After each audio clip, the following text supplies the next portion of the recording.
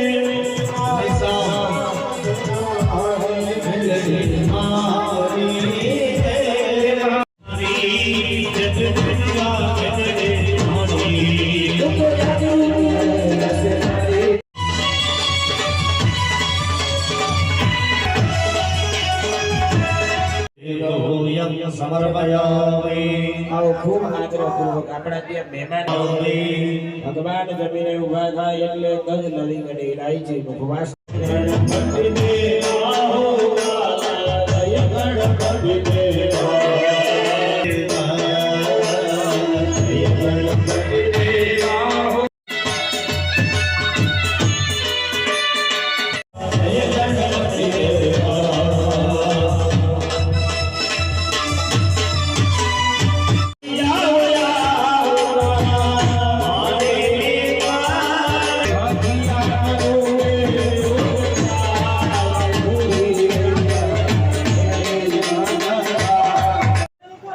જય માતાજી. એ માતાજીના પ્રાંગણમાં એક ધાર્મિક ઉત્સવનું આયોજન છે જે આપણા સંચાલનમાં ચાલી રહ્યું છે. આપ શું મેસેજ આપવા માંગો છો? સર્વપ્રથમ તો જૌને જય માં મેલડીમાં જાગૃતિ નગરના આંગણે નંદાસણના જૂના મઢવાળા માં મેલડીમાંનો દિવ્યાતિ દિવ્ય 22મો સૂર્યયાગ પાટોત્સવ જે સમસ્ત માળી પરિવાર શ્રી અય્યરભાઈ માળી પરિવાર તથા અમારા કૈલાસબેન સમસ્ત માળી પરિવાર દ્વારા આ જાગૃતિનગરના આંગણે તથા એમના લાડીલા દીકરા એવા પપ્પુ માળી અને આ જાગૃતિ નગરના આંગણે સમસ્ત માળી પરિવાર દ્વારા ભવ્યાતિ ભવ્ય દિવ્ય સૂર્યયાગનું સુંદર મજાનું આ રૂડું આયોજન છે અને અરવિંદ માળીના તમામ યજમાનોને તથા એમના તમામ ભક્તો એવા હૃદયના આશીર્વાદ છે કે માં મેલડી સૌની મનોકામના પૂર્ણ કરે, સૌનું આરોગ્ય સારું રાખે અને અરવિંદ માળી દ્વારા જે આ યજ્ઞનું આયોજન છે એની અંદર બ્રાહ્મણોના ઋગ્વેદ, યજુર્વેદ, સામવેદ, અથર્વવેદ તમામ વેદો દ્વારા વેદોના નાદ સાથે જયઘોષ સાથે સુંદર મજાની આ ત્રિદિવસીય યજ્ઞનું રૂડું આયોજન સમસ્ત માળી પરિવાર દ્વારા થઈ રહ્યું છે અને હું શાસ્ત્રી દીપક પાઠક આપને હૃદયથી આશીર્વાદ આપી રહ્યો છું. સૌને જય માળી. Thank you very much sir. જય માતાજી. જય માતાજી. માતાજીના આંગણે આટલો સરસ ઉત્સવ છે, આ ભક્તોને શું આશીર્વાદ આપવા માંગો છો? આપ જાગૃતિ વિકરના ઓગણે 22મો પાઠોત્સવ છે. દીપકભાઈ શાસ્ત્રી દ્વારા મંત્રોચ્ચાર કરી માડી જય માડી પરિવારના ભક્તોને ખૂબ આશીર્વાદ આપે છે.